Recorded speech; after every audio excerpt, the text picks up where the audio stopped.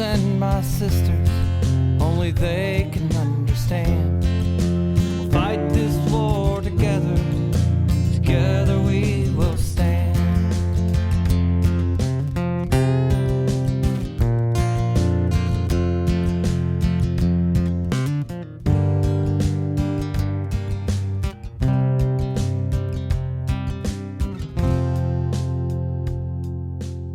Hey everybody, it's Joe, and thanks for tuning in to TVO Campfire. What this show's about is about successful veterans, and they're bringing you the stories and their experiences.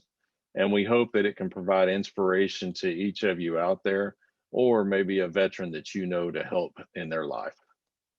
Welcome to At TVO Campfire. We are excited to have you with us to share veteran stories. And today we have the owner and operator of Third Day Coffee Seguin.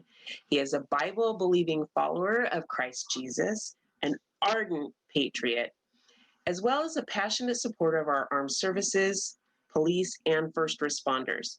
He served in the United States Navy and Texas State Guard under the governor of the great state of Texas.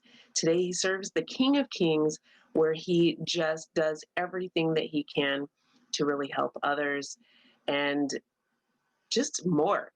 So we'd like to welcome to the show, Jose Roberto Alaniz Jr. Welcome. Thank you. We are so excited to have you here and to hear your story. There's so much that you have to share. And so, Joe? Hey man, I want to say one, thanks for doing this show today. Rebecca kicked me your information one night when we were actually doing the clubhouse, one of our clubhouse events, and then she was able to pull you in, talking to you and everything that night.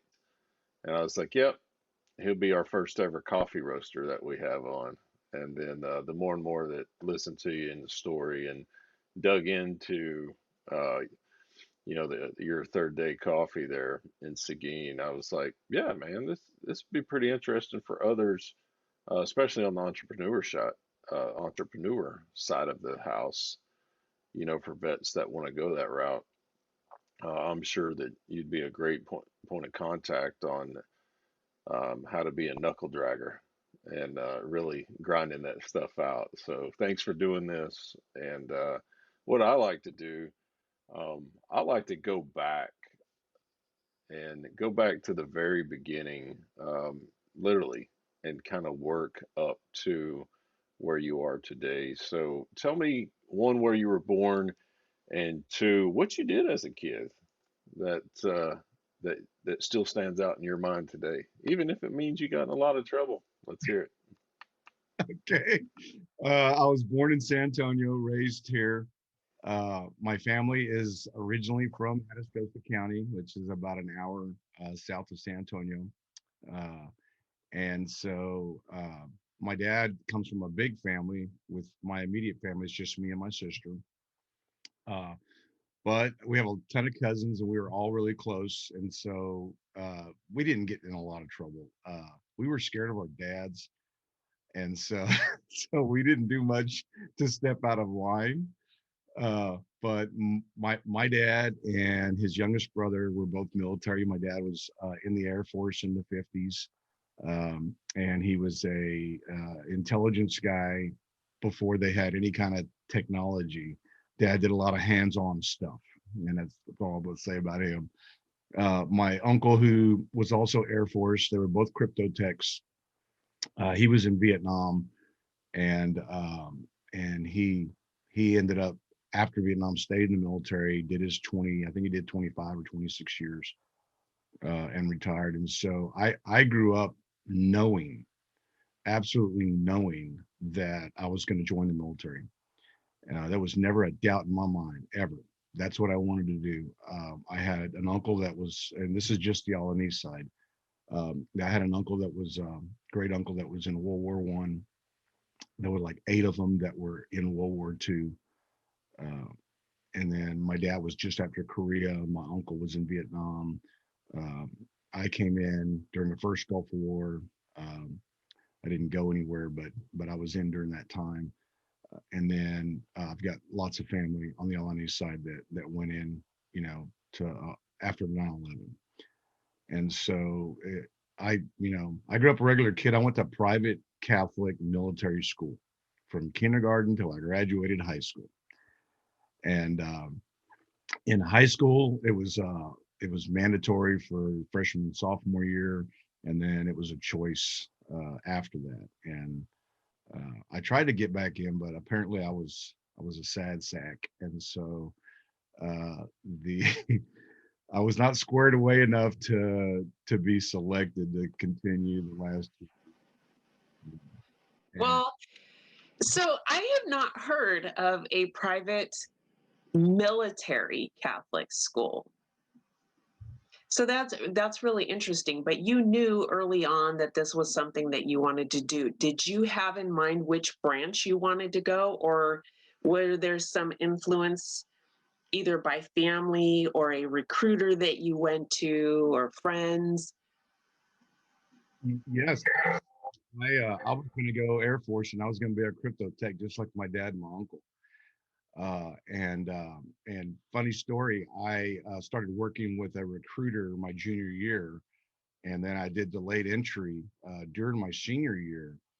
And when I was supposed to graduate, the Air Force had a freeze on recruiting, and so when I graduated, I couldn't go. I couldn't go. I had to wait. And so my recruiter told me, okay, come to the office every Friday, check in. As soon as this thing's over, we'll get you in. And so that's what I did. And one Friday when I went over there after school, there was all the lights were out in the Air Force recruiting office. And there was this old crusty Navy chief sitting in the doorway, of this building, smoking a cigarette, we offer the same things that the Air Force has, and I was out of money and I didn't have a job and I needed something, and so I was like, well, my dad's a crypto tech and that's what I want to be. He's like, well, we have crypto too, and that's not what he gave me, but that's one of those stories about what the recruiter tells you, what you actually get. And so I ended up going in as a communications, low voltage electricians, as they used to call us. Interior communications electrician was my title, um, and I left for boot camp, and in I think in March of '90, and I stayed in. I got out in October of '95, and then I just struggled for years to find a job that. The military's got such a dynamic environment because you don't know what you're going to do. It doesn't matter what branch of service you're in. It's just dynamic. I mean, in my dad's day, it might have been, hey, go paint those rocks white. What? But in the Navy, it was on a ship. It was so dynamic. You had so much equipment that belonged to you. And I might be working on the flight deck equipment one day, or I might be working on the sonar equipment the next day. Whatever. Yeah, they definitely will kind of place you instead of you placing where you want to be within the organization itself. So, but I want to go back for a minute because there's something really we haven't discussed on the show that you brought up that many veterans and those who are on active duty experienced before they went in, and that is enlisting under the delayed entry program, the DEP program. And so some are in the DEP program for a short period of time, and some even for a little bit longer period of time. But many people who haven't, or it wasn't available at a time that they enlisted, may not be familiar with that.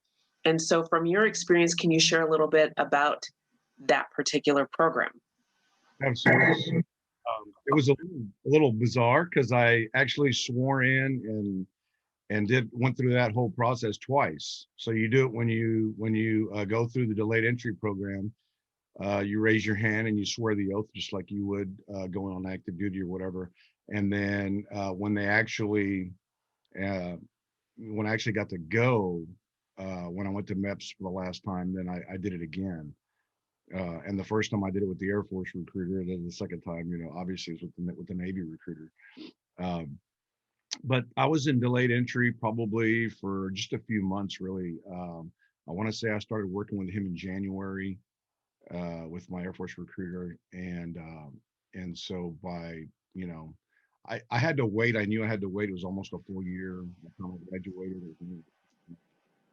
until I actually. So, in essence, the way the delayed entry program works is you enlist in the military and then you wait for an opening to go to boot camp or basic training, depending on what the MOS is that that branch of service wants to fill. And so during that time, you remain sort of a civilian in a way, but even though you've already sworn in, and many recruiters will, and sometimes it'll be a delay because of a certain condition, a medical condition, a weight requirement, or something like that. But during that time that you're waiting for your date to go to your basic or your boot camp, oftentimes that recruiter is molding you to be prepared for when you get there. So maybe running with you a couple of times a week or helping you learn some of the basic knowledge skills that are needed. How was your recruiter during that time period for you? So I was with the Air Force guy most of the time until the very last minute, literally. And he was awesome. His name was Machado. I still remember him. He lived probably about a mile from my house.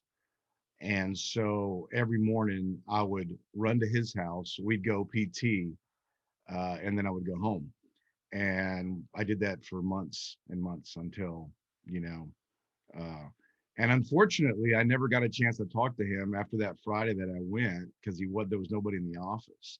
And I went over to the Navy guy, and I mean, a month later, I was in boot camp, and so I never got a chance to go find him and tell him, hey man, I can't wait any longer. I got to go. And he knew there was a sense of urgency for me, and it wasn't so much because I was destitute. I wasn't. I was living at home, uh, but in my mind, that was my course of action. I was going to graduate high school. I was going to go to the military, and I was waiting and waiting and waiting. And so I was, the proverbial chomping at the bit, and that was me. And so I wanted to go, and I did.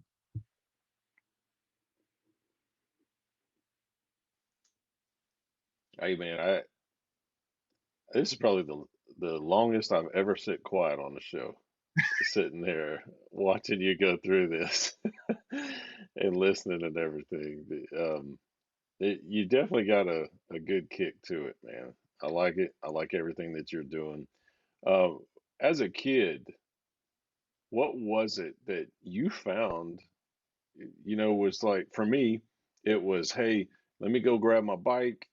I'm gonna ride around the neighborhood. I'm gonna jump ramps. I mean, I was constantly just on the go, go, go, go, go. How was your life as a kid growing up like that? Um, it was a different time altogether, right? Because pretty much mom was like, okay, go out, go play with your friends, get out of here, come back when it's dinner time. It's not the case today. And so I had friends in the neighborhood. We played street football and rode our bikes and stuff like that. But I used to, dress up in my dad's. It wasn't his clothes, but he had military clothes. He had fatigues and stuff that they didn't have when he was in, obviously. And so I was always dressing up in fatigues and running around and when my cousins would get together, we would run around at night and go cut people's water hoses. And we did that until one night I cut one that was live. And it's I came home soaking wet, and that was the last time that we talked about that with dad. They were really strict. I grew up really strict. My dad worked three jobs to make sure that my mother was able to stay home, and my sister and I both went to private Catholic school, which was not cheap in those days. I can't even believe, I know what it costs now, and there's no way I could afford that to send my kids there. But at the time, my dad made it happen, and he worked a full time at the San Antonio Express News for 30 some odd years, and he worked for HEB doing ad comp, and then and he had a couple other miscellaneous printing jobs. And so, um, I played football, I played baseball, I ran track, um, and so I was always doing something. It's just different now. Today, even my son, grew up in the house playing Xbox and all. I still don't know how to play any of those games. I couldn't start one of those game consoles if I had to. You I know, literally thought what you were going to say was, yeah, I used to cut water hoses right up to the point till I got whooped with one of them. Because you well, get whooped with a water hose, yeah, it'll open your life up really quick for you. you know, So, we didn't step too far out of line because my dad was hardcore, and so till the day that he died. Um, Probably a year before he passed away, I was doing some work for him in his house in the closet. He needed a light put in there, and so I was putting a light in there. And the belt that he spanked me with was hanging in there, and I was like, "Dude, this is some kind of trophy? I mean, what? That's disgusting. I'm gonna burn this thing." He's like, "You leave that right where it's at." I'm like, "Okay." And so, you know, uh, that's how we grew up. I mean, I did get whipped, but I didn't get whipped with a with a water hose. oh, I'm telling you now, if I just even today, I have a feeling if I heard the sound of a belt clearing belt loops, I literally think I would still today stop in my tracks and be like, "That's me. The worst was when my That's mom me." would say, "Wait till your dad gets home," and I'm like, "Oh man, I'm getting spanked for sure." So yeah, it was. But other than that, I was pretty normal, man. My dad worked his tail off, for us to do the things that we did, and we had a great life growing up. I had my both my parents were home. They both loved us, um, and so I don't have anything exciting. I didn't get in a lot of trouble or anything till much later. So, all right. So let me run back a little bit. You're talking about the dude, the Machado or whatever, the Air Force guy. When you got into boot camp, um, I know for some that's a big challenge. That's a big chapter in their life. It's a major milestone for some of them. For some of them, that's probably the most, um, probably one of the life's most biggest achievements for them is getting through boot camp. Do you happen to have any friends that you made in boot camp that you still keep in contact with today? Absolutely. Darren Shafto was our RPO for our company. He was our whatever they call him, recruit uh, company commander. Uh, and I still, he's on my Facebook. We actually reconnected not that long ago, but I still stay in touch with him. Um, More people from my ships. Um, you make those, and we we never got into any sticky situations. We used to chase the Russian subs sometimes, get up by Alaska, and cold. It was Cold War, and so we would play cat and mouse with these guys, but nothing ever that would like bond us like combat veterans, like some of these combat soldiers coming off the battlefield. Those guys are like glued together, and even though we didn't have those same kind of intense situations, we're the same way. And I remember when I was determined to get out of the Navy. I was really upset with the way everything was going, and I decided I was going to eat my way out. And so, because I did all the research, and I'm like, well, the civilian sector can't hold this against me. And so I started just like double down on chow. I'd get gedunk, mid rats. I was hitting the galley every chance I could. And this friend of mine, Mark Ortman, he's still a really great friend. uh, he met my dad at one point, and he told me, he says, okay, I get it. You're going to get out. What are you going to do when you go home and face your dad? What are you going to tell your dad? And this chill just came over me, and I was like, Mark, you got to help me. I can't do this. And so Mark went and talked to my chief, got me on the same Watt section as him, and he started out with a rope. He tied a rope to his waist and a rope to my. He was a Navy wrestler. Guy was like, 1% body fat. He was just chiseled. And so we started running on the flight deck. We were on a small boy, so it was a helo pad, but same kind of surface as a flight deck, non-skid surface. So if you fell on it, it literally cut your body to pieces. And he tied a rope to my waist, and that's how we started training. And he would drag me, and he says, "If you fall, I'm not going to stop. So you just get back up and keep going." And so Mark changed my life literally, and gave me a. He didn't really give me a purpose, but he gave me a reason not to get out. And then shortly after, we had an assessment from the interior communication chief of the Navy that came on board our ship to do our equipment. And I was able to study under him and learn from him. And I became a top technician in what I did. And so those two things really transformed my military. And the only reason I got out when I did is because I got married. And at that time, it wasn't where you could say, well, hey, I'd really like to go here. Here's my first choice. Here's my second choice, like they do today. Back then, you had to talk to the detailer. And the detailer would tell you what he had open, and he wasn't gonna. My detailer wanted to send me back to California when I was due for shore duty, and so I was having an issue with that, and so I ended up getting out. And they always say hindsight's 2020. Well, that's my biggest regret, because when I did finally get out, man, I was firing on all 8 cylinders. Well, let's go back for a second, Jose, because when Joe asked you about if you had, any friends or, fellow servicemen that you stayed in contact with, you lit up, and I could tell that you had some really good things, some memories or some traditions that you guys had that still hold true, or something is there. I could see the excitement in you. And then when you were talking about um, your journey on possibly getting out, and the fear of your dad, I'm thinking water hose right there, like we were talking about. But what was the most significant memory that you had? Because you could just see how much you lit up when he asked you. Yeah.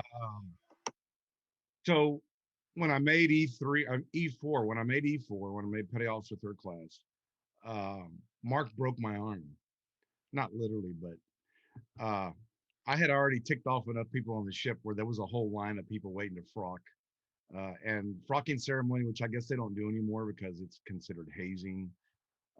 But when you get your crow, the naval tradition is that everybody who's the same rank as you or higher, they just give you a little tap on your shoulder, and the tradition is that the crow doesn't fly away, so that you keep it. And well, I had made so many friends by that point that there was a line all the way down the ship. I mean, people just waiting to get one in. And so towards the end of the day, and fortunately Mark is now retired, and so I'll tell this story. But he was the last one. He said, I get to do mine last. And again, he'd got me from. I made first increment on the test, but I never would have got promoted had Mark not started working with me, so I could lose the weight, so I could have my PT where it's supposed to be, so I could get promoted. And so there might have been a pole involved and my arm wrapped around it. I don't know. The official story is that I fell down a ladder. That's the official story. And so I was literally swollen from my shoulder to my wrist, and it was all watery, and but I have nothing but pure respect for that man. And I still talk to him. He's an amazing guy. That's emotional. And where all were you serving with him at? Was it just that one duty station, or were y'all able to stay together, No, bouncing? different commands or anything? No, so that was the duty station we were in San Diego. We were on the USS Hepburn. Uh, and I don't remember if I don't think Mark came to the Truett. I can't remember. It's been a long time, but he and I still talk. We still stay in touch. The chief that I learned all my stuff from, Chief Pickens, he's not a social media guy, but I am friends with him. I found him on Together We Serve, that website called Together We Serve. I found him and actually reached out to him. And so that was pretty cool. Uh, and his son is on Facebook. I think I'm friends with him as well. Um, and so, yeah, those bonds are something that, I mean, those things that changed my life.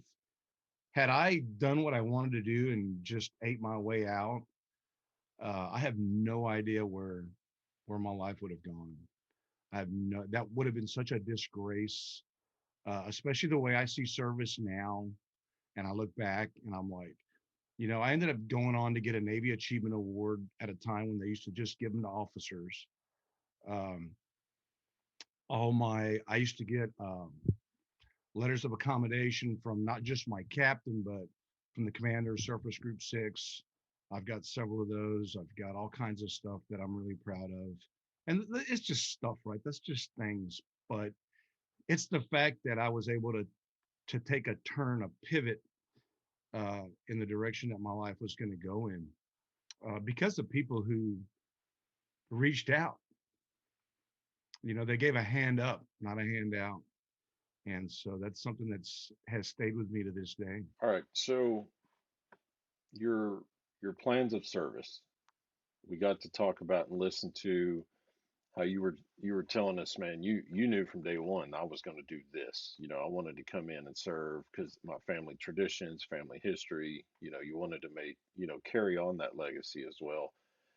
Did you come in with that intention of, man, I'm gonna shoot for 30, or was it like, man, I'm just gonna come in and enjoy it, or did you know Joke have not only you obviously had an entry plan, but did you have an exit plan from the beginning as well?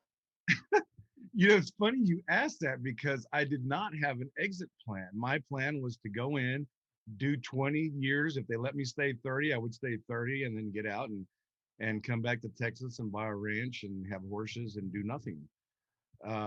And so I did not plan to get out when I did at all. And so much so that in boot camp, I denied the GI Bill because I figured, well, what do I need that for? I'm not going to go to school. I'm going to stay in the military for 30 years. And so when I fortunately, being from Texas, born and raised here, they have what's called the Hazelwood Act. And so when I did get out of the service, I was able to use that to go to school. And then more recently, I've been able to use my voc rehab because I've got some disability from my knees and my hearing. And so I was able to use the voc rehab program. But without those two things, I wouldn't have been able to go back to college because, I was dead set on staying in the military for an entire career, not ever getting out. And I always saw myself in one of those white chokers, being a chief petty officer. And that there's other stuff that I hope we don't get into that because that's another part that really bothers me. At a time when I got out and all my brothers were going back in because of 9/11.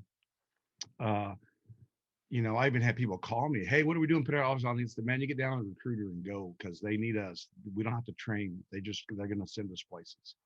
And so, and like, well, where are you going to go? And I'm like, don't worry about it. Well, at the time I was 400 pounds. And so I had literally chosen food over anything else. And something I still struggle with, I still fight that demon. And, but I had no intentions of ever getting out of the military. I thought I was going to stay in, be an old crusty chief and then go home. So as you separated from the service, how was that transition? Like, do you have people helping you and getting you on your feet, or was it like what we've heard? And in my case, I experienced myself. Bye, and then you're just sitting there like a ton of bricks hit you. That's exactly how it was for me too. I didn't know really, I didn't know anything about benefits post military. Um, I didn't know what to do. I really didn't. And you have all this structure, and something that I did really well, that I learned how to do really well was military. And then I got out, and I worked with people that didn't care about their jobs, and I was like, how are you even here? Get out of here, go do something. And so I stayed in the area down in my last duty station was in Ingleside, Texas, on the USS Truett, and then I went to a farm, a ranch that is owned by MWR, where we fed deer, and that was that was my duty station. We would take people hunting and stuff like that. It was all owned by MWR, and once my enlistment was over, um, I struggled. I went to school. I tried to go to school, um, and I had to get student loans and stuff because I had no idea about voc rehab or anything. I didn't know about the Hazelwood Act at the time, and so I got about $30,000 in debt going to Texas A&M Kingsville. And after a couple of years of that, I moved to San Antonio because we just couldn't make it financially in a little town that we were living in, a little town called San Diego, Texas. And we moved from there back to San Antonio to my mom's house with my mom and dad, which was a nightmare.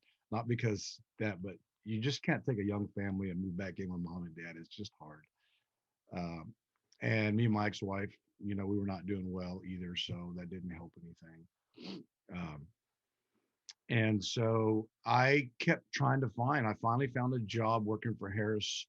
Harris makes they make the radios that we use. I think the railroad uses them for line of sight communications. And I got a job there working on communication equipment. That was the first time that I had gotten a job, one of many. The guy that hired me was a Marine, and he hired me solely based on the fact that I was military, but I didn't understand that because he told me, he said, what we do here is not what an IC does. And so I don't really have a perfect fit for you, but, we'll teach you. And so that was the first time that somebody hired me based on my military service. Didn't know anything about it, didn't know what that really meant. And then over the next, I don't know, 10 years or so, I literally bounced around every 2 years.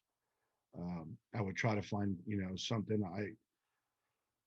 It, you can't find that same environment. You're never going to find that environment that you have when you're active duty. It's dynamic. It's something that you can just go get working in Home Depot or anywhere else. So, did you end up staying in the same type of position as what you had been trained in?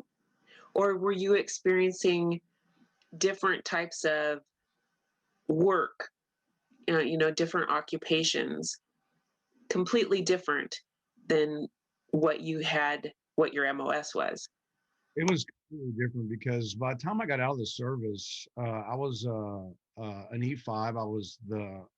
I had, I had, because of things that went on the ship, I had become the leading petty officer of my division, and so I had E6s that were under me. I had all the electricians and all the interior communication guys. I was the LPO for the division, for E division on my ship, and you know that's a leadership position, and I had to take courses, right? And I made first increment on the E5, and I got promoted to E5 right away. And I had already got my ESWAS, which is enlisted surface warfare qualification, through the board of the chiefs, and then by that time I had already been submitted for my Navy Achievement Award. And so it was very hard to go from a leadership position with equipment that you knew inside and out, and go from that to, hey, can you put these little boards together? All you got to do is screw them down into this little casting and then send them on down the line, put your stamp on it, and send it, assembly work. And so it was very difficult. It was almost humiliating. Uh, I felt defeated. Like, and I think that's why I just kept moving from job to job, because I kept looking for that dynamic that I had when I was active duty. I kept looking for a job that would challenge me. Um, and I want to say it was about 2007 when I landed a job at Southwest Research here in San Antonio, and they do all kinds of stuff. And that was the first time that I kind of got to start doing uh, stuff in a very dynamic environment. I mean, we used to go to work and blow things up. It was awesome. And and then but the money was, I had a family of four. I had my son and one of my daughters still at home and my wife, and we lived in this 900 square foot box in the ghetto, and or for better terms in San Antonio, in the barrio, a rough area, rough Mexican area, and which is ironic because my wife is a ginger. She's a Irish German, and she's got the freckles and the red hair and the whole bit, and so very unusual. But that's where we lived, and so it was very difficult uh, time. And then I was making 10.75 an hour, and to try to provide. My wife worked for the state, making nothing, and it was just difficult. And so um, one day I had, at that time I belonged to the Freemasons. I was in the Masonic order. I was in a lodge in San Antonio, and they own the Shriners. I was also a Shriner. The Shriners own a place in Bernie on the river, and so I was up there one weekend with my family, and I met a guy, and he's like, "Hey, you know anybody who does HVAC?" And I'm like, "No." And I didn't know at the time that 80% of HVAC is electronics. I didn't know that. And so I said, "No, I don't." I said, "I know one guy, but he's going to want to know how much y'all pay. I mean, right off the back, he's not even going to talk to you." And he's like, "Well, we start out at $20 an hour." And I was like, "Say again?" And I was like, "Well, I can do HVAC." And then the military kind of kicks in, like, "Hey, I can do anything you want me to do. For that kind of money, I'll do whatever you want me to do. I'll clean the toilets. I don't care." And so this guy, Jerry Granado, he's another instrumental person in my adult life. He's like, "Well, listen, I'll get you an interview, and we'll see what goes. I can't make any promises, but I need to know what all your qualifications are. Look, I got qualifications in hydraulics, pneumatics, electronics. I was Navy trained for electronics, and I was just talking it all up. And I've never worked on air conditioning. I had no idea how air conditioning worked. I mean, I used to get the cans from the auto parts store when the air didn't work in my truck, and stick it on there and pull the little trigger, and that's all I knew about HVAC. And so, but this was a turning point in my life. It was 2010, and I interviewed with two full bird colonels that were retired, both combat veteran Army, and they asked real questions, and they're like, "Why are you leaving? Everybody at your job says that they love you and they don't want you to go anywhere, and that you're a hustler." And I said, "I'll be honest with you." I said, "I got out in '95, and I have not found anything where I fit in. I haven't found a place where I'm comfortable being who I was trained to be." And he said, he went into the whole, "Listen, we're the tip of the spear here. This is what we do. We're all part of, we're all cogs in this huge gear train, and we all do our part. And you'll be part of the team, if you come on." And so, um, that for the first time, I got to use my electronics again. Uh, and I got to use my leadership skills. And so it was like being reborn. It was pretty incredible. Do you think that right there, for the first time in your entire life, was the moment that you said, you know what? I'm a success. I've made it. Yes, absolutely. Yes. And I started there when I was 40 years old. I started, I think I was 39 when I started working there, and I'd spent a lifetime. To me, it seemed like a lifetime spinning my wheels in the dirt, and it was a rough time. I got divorced. It was horrible. Uh, Me and my second wife had a really rough time getting started. Uh, we had no money. My mother used to come give us $20 a week just so we could have enough money to make the week. Um, so yeah, it was a struggle. I never thought about it. I never thought about it like I'm having trouble reassimilating to society because I didn't do nothing. In my mind, I didn't do anything. I was in during peacetime, I didn't have it hard. I mean, the hardest part of my life in the military was running out of money before payday, and I didn't have money to go to the EN club. I mean, it was terrible. Ran out of drinking money. I mean, there was nothing that I saw, that was any kind of red flashing light that, dude, you're not doing well, you know. Maybe you should look, at something more military, more along the lines of what you did. But there wasn't anybody to tell you that, I mean, now I know we're trying to do a better job of that. Um, with our service members are getting out, and I can tell you that the groups that I belong to now, on Facebook and stuff like that, there's, one of the groups is 15,000 veteran entrepreneurs, and a good portion of them are still active duty, so they're lining themselves up so that when they get out, there's not this huge drop, um, you know that a lot of us have experienced. You really And made a good point. I know Joe too. You want to talk about that too. He's just making such a good point about the challenge of reassimilation in coming out. actually, what he's talking about is something that needs to be talked about.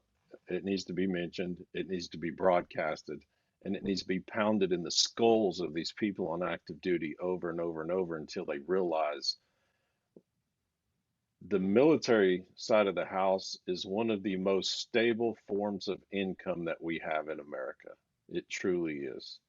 And so, for everybody that's on active duty with a stable and reliable source of income, they really need to take that in account, and they really need to be efficient and maximize that to their potential.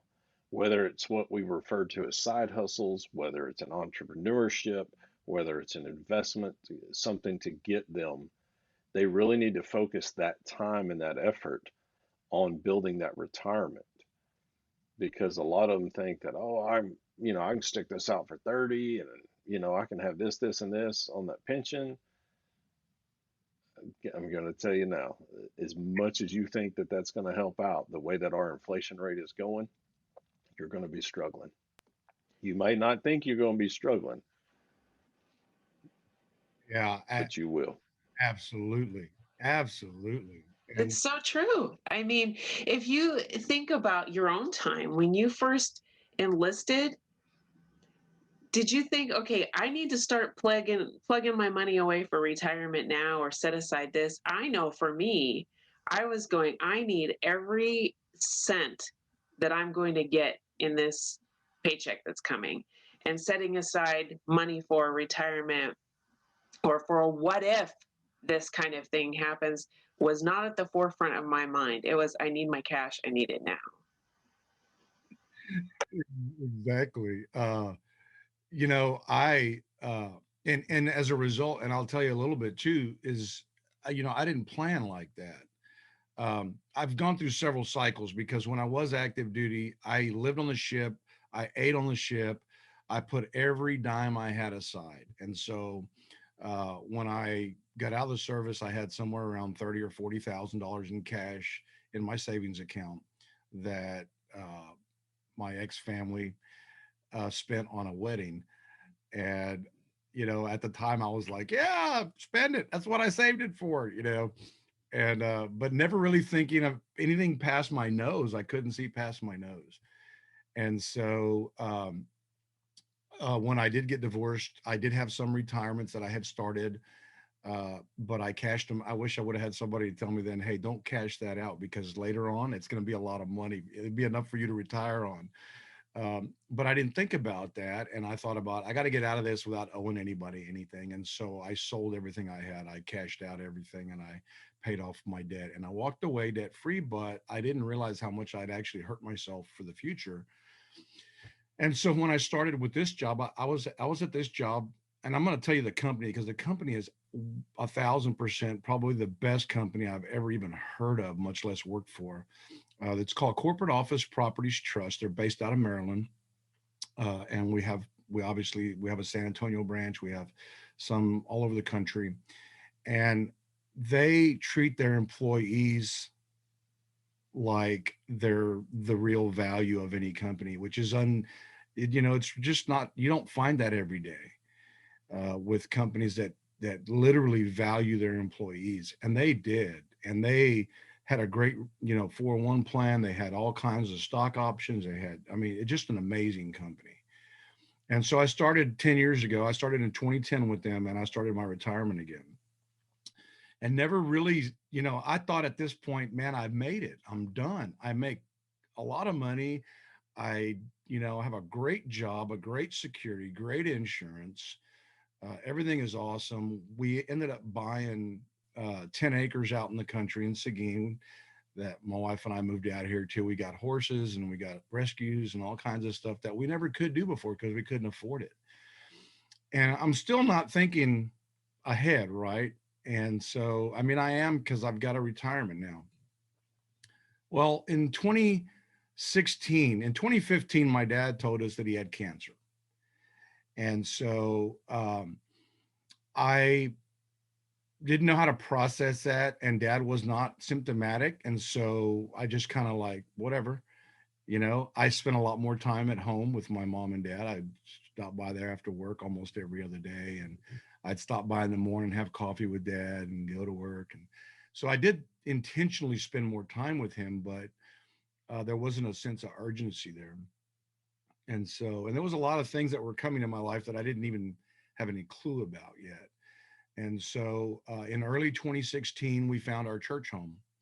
And at this time, I'm still really living off my Catholic background. I didn't know much about reading my Bible because I was never really encouraged to. And I didn't know much about, I didn't know what it meant to have a relationship with Christ. I didn't know what that meant. And so we were, at the time I was training for a triathlon, and I used to run by this church all the time with a friend of mine.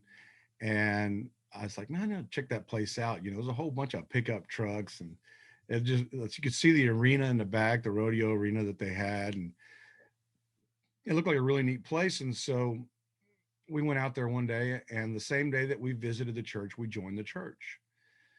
And the pastor is this old country, awesome guy.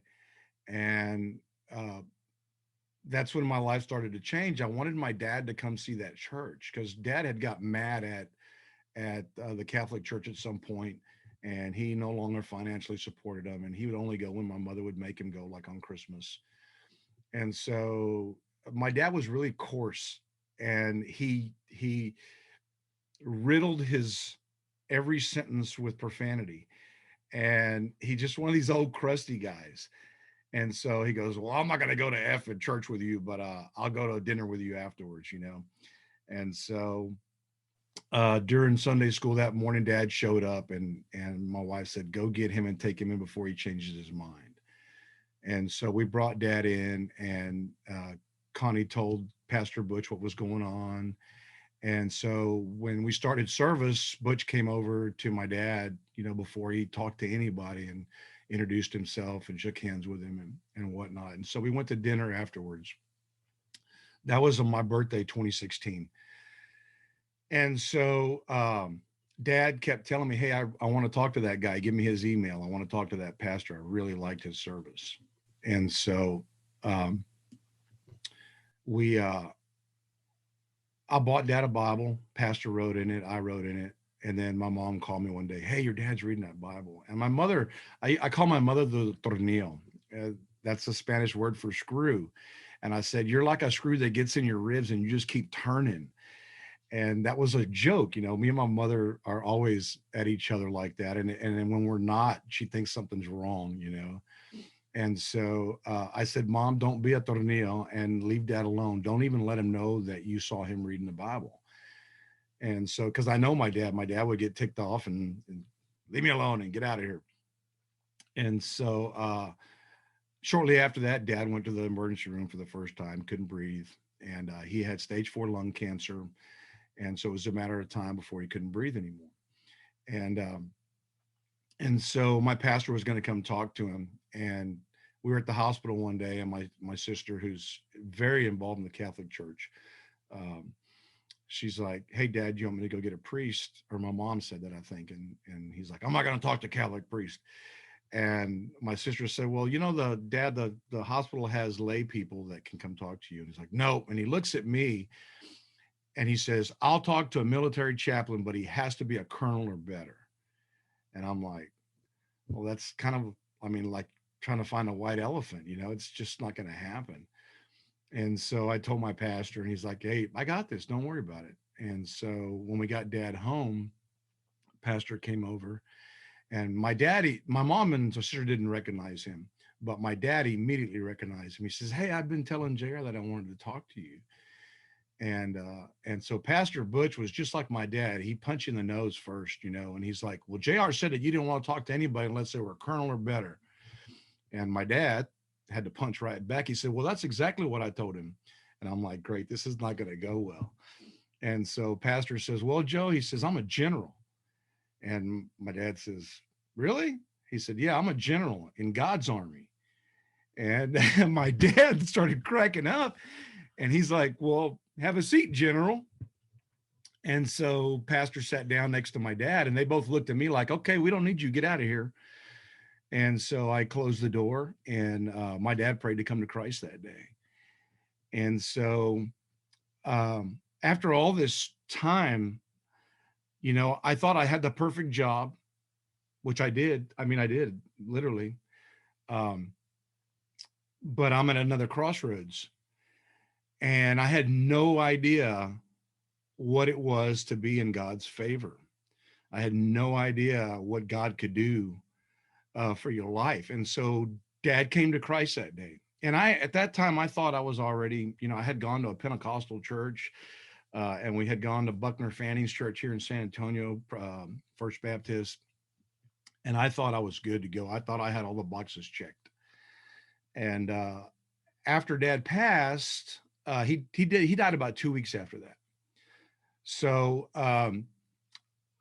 I still didn't understand. And my mother would call me every day. Hey, come fix it. This is broken. Hey, come look at this. Hey, come look at that. And so I spent almost a year going to mom's house every day, fixing things. And we had a new pastor at our church, young guy, John Mitten. Him and his family were in Madagascar doing mission work. And he was coming back off the mission field, and he was one of our associate pastors.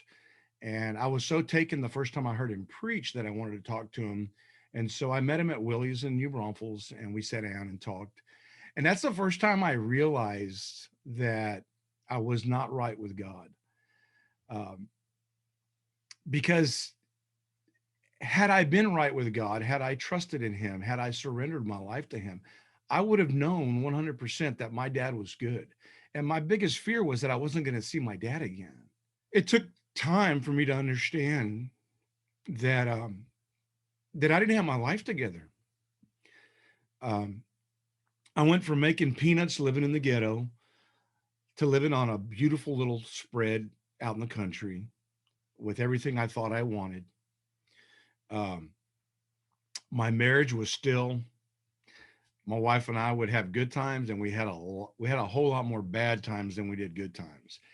And we look back at it now, we were married 13 years before I got right with God. And somehow we stayed married those 13 years. And that is all God. That had nothing I did for sure. And so sometime in that year after Dad died, I surrendered my life completely, and that's when everything changed. All of a sudden, this job, and let me tell you, when my grandson was born in 2014 in New Zealand, my daughter was living there, and I needed money, and so I worked four months straight with 2 days off, working 12-hour shifts at night to make all the overtime, uh, to make the money to go. And I ended up making a crazy amount of money. We went for a whole month, and we went to go visit. So money was something that had become something that I was worshiping, because I knew that, I could take up all these people's shifts, and I could make a ton of money, and I could get what I wanted, right? Because that's how you get what you want in life. You make more money. Uh, and again, I have zero negative to say about the company I work for. They're incredible. I would recommend anybody who ever wants to work for them to work for them. But God was already working, right? God's been working on me for a long time. I just wasn't ready. And so when I finally surrendered my life, everything changed. Everything. For the first time in my life, my wife fell in love with me 13 years after we got married. Um, and likewise, I loved her the way God intended for us to love our wives. And so I wanted to do everything I could to share that with everybody that would listen.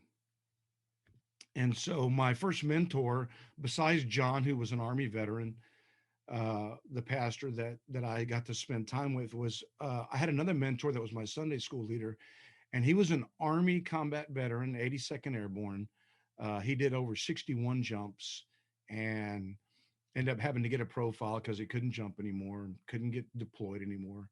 Um, he did 3 tours, I think a couple in Iraq and one in Afghanistan. Horrible, horrible, horrible tours. Um, and he was just such a huge influence. He still is, in making me understand that our purpose in life is not to look in and to see what JR wants. It's to share the gospel with everyone who'll listen, and God will do the rest of the work. Where was it and who was it that brought in the support that you needed to start the coffee side of things for you?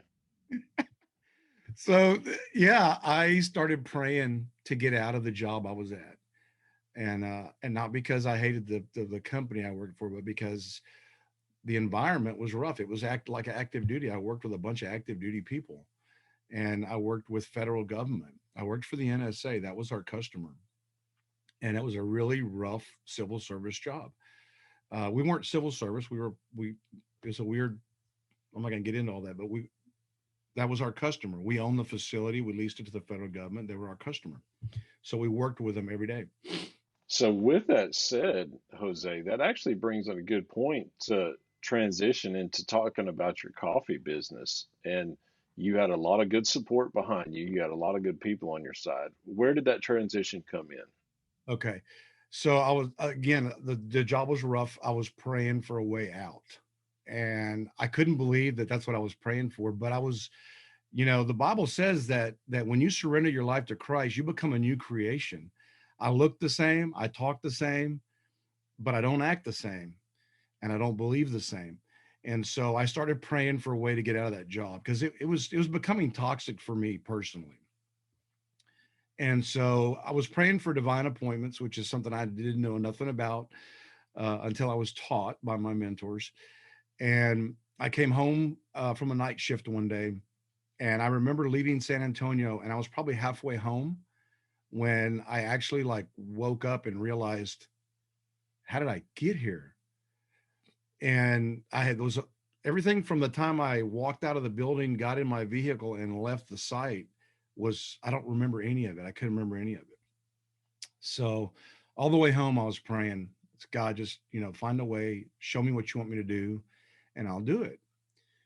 And so, back in 2014, when we visited my grandson, in New Zealand. We went to Australia for the weekend where I had fresh roasted, made to order coffee for the first time in my adult life. And then we were, in New Zealand, we found this place called Robert Harris, and it was the same thing, fresh roasted, made to order. And I came home with about 5 pounds of Robert Harris, and then I would get my daughter to send me coffee all the time from that point forward. So fast forward, uh, I started praying for a way to get out of where I was at. And I came home that morning off night shift.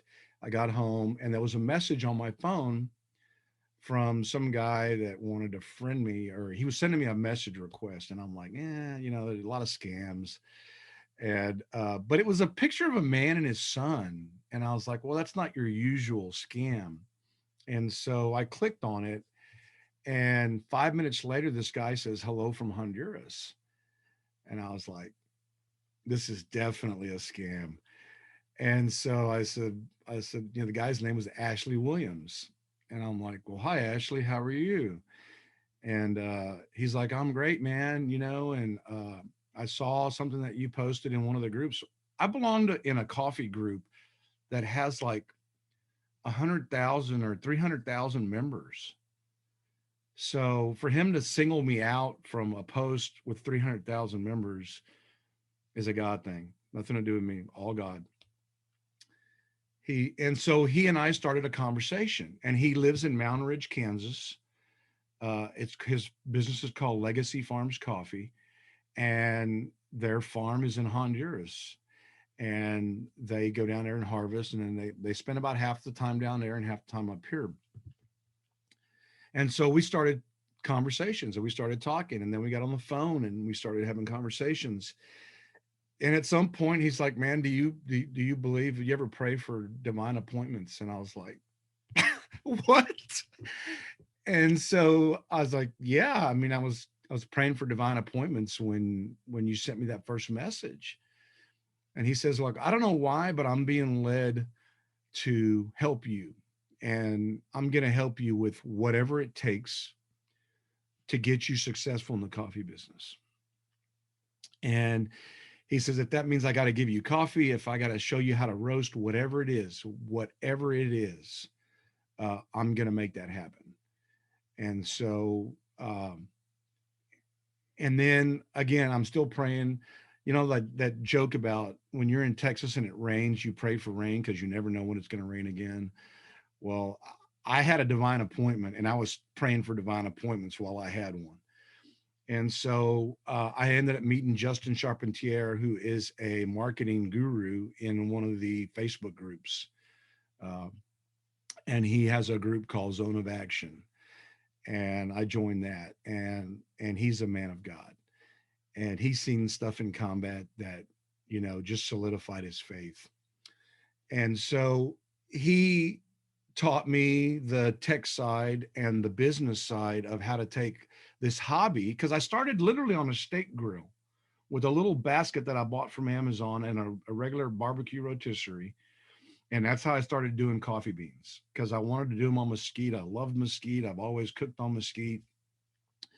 And after being in Europe and those places, and we ended up, after Dad died, we went to Italy and Greece for a couple of weeks. Again, the coffee atmosphere there is just like what it was in New Zealand, Australia.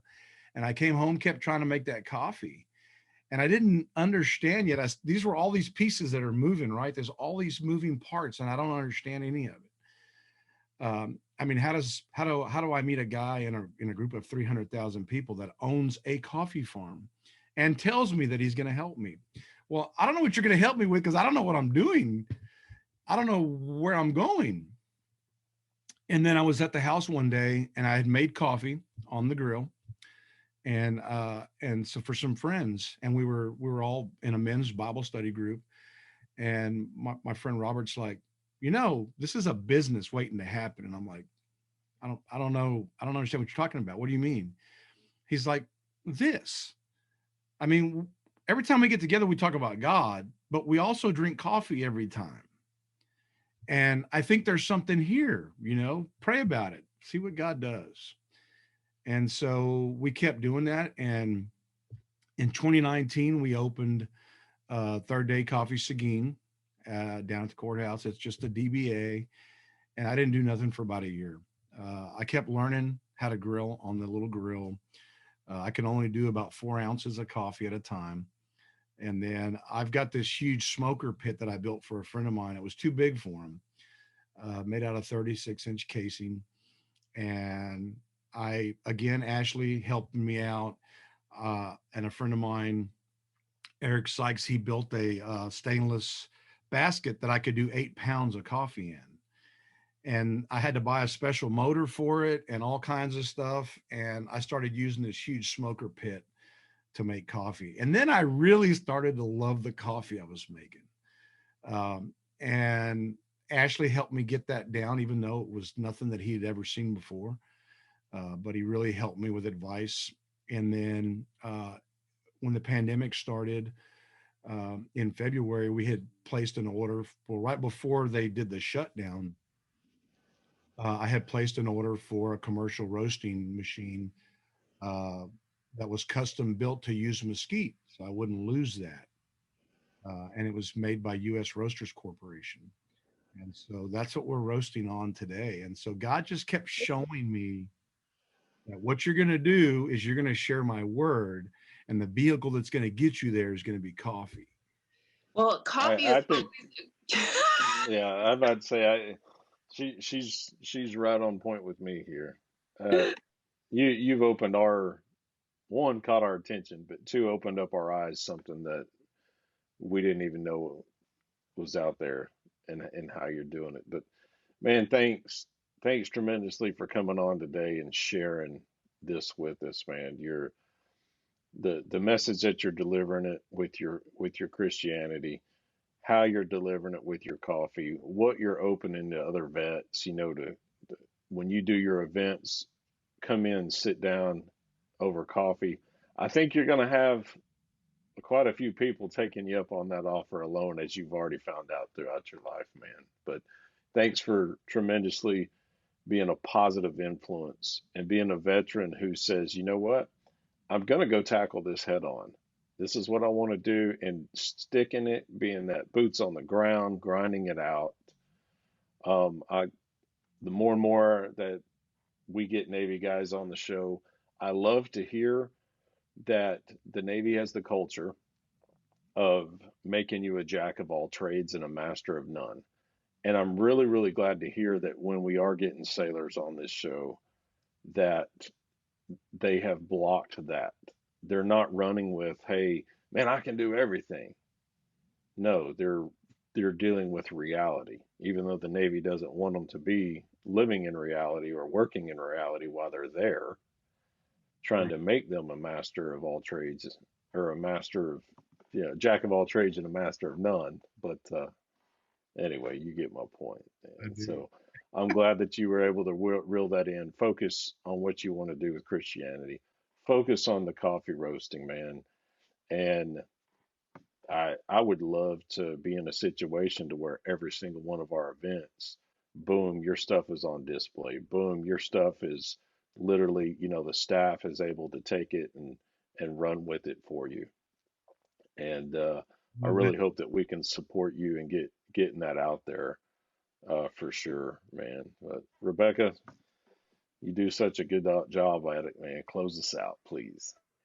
Well, thank you so much, Jose, for what you're doing. And I think that your vehicle to really help others in a lot of different ways around coffee is just incredible. And I want to thank you so much for sharing so many really deep-hearted things with the audience today. I think you're going to make a huge impact for everybody that's watching this show, civilians, active duty members, and veterans. And I'm really excited about what you're doing. Thank you.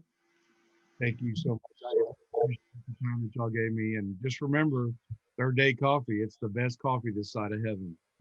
I love it. Absolutely love it. And I want to thank all of you for tuning in to another episode of At TVO Campfire. We encourage you to share this with everybody that you know on social media, especially those who have been members or are members of the armed services. We really support everyone that is defending the country and who has defended the country. And so please share this everywhere that you can, social media, and we're on so many different platforms now. People can even listen to us on their podcast while they're working away. Hope you'll watch though, so you can really share and feel the emotion that we have. Thanks for tuning in. We will see you again next time.